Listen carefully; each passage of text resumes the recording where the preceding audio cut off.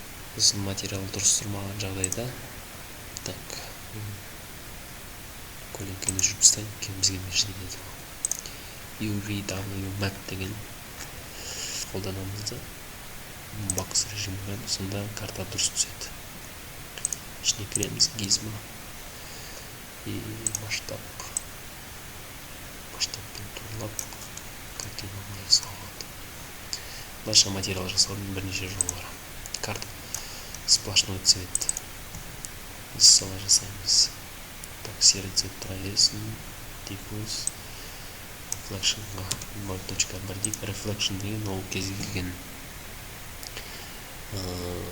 түс, ол отражение бере алады. Мысалы, ақ бокалдың қасындағы оранжевый апельсин ақ түске оранжевый оттенок беріп тұрады кішкене. Соны мықты отражать ететін нәрсе ол айна. Адам айнаға қараған кезде өзін толықтай 100% отражениемен көреді. Әйнектер отражать ететін, мысалы, қараңғы болса, артындағы фон қараңғы болатын болса, ол кәдімгі айнаның свойствосы сияқты отражать етеді.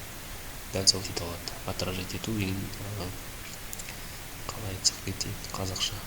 Ойлап көріңіздер, комментария жазасыздар қалай айтатынын. Қазақша қалай болатынын.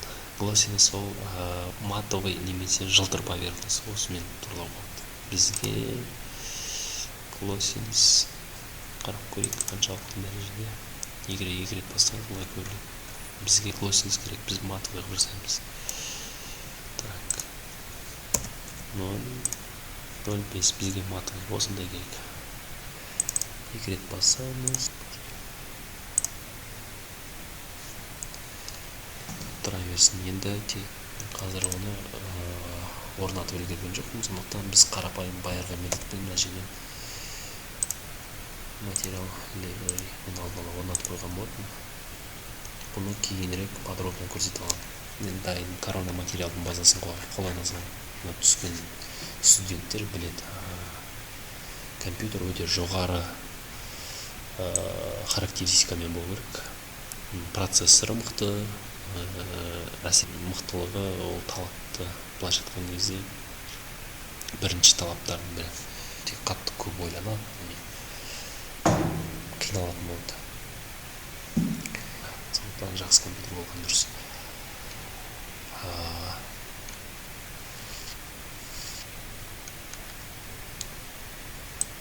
Так, wallpaint.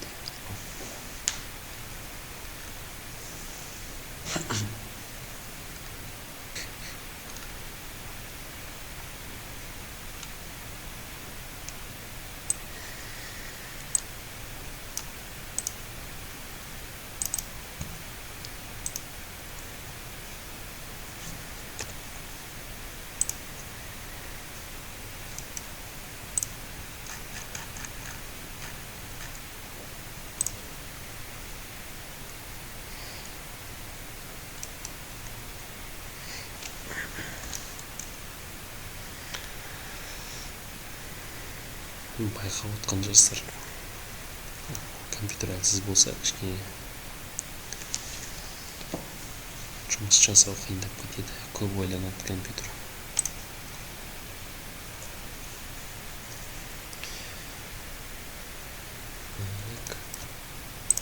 Плинтус материал настройкасын қарай салған дұрыс. Мен солай жасаймын.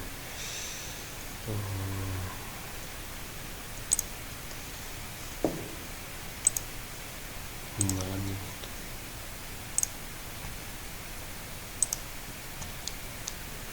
Қудыртты.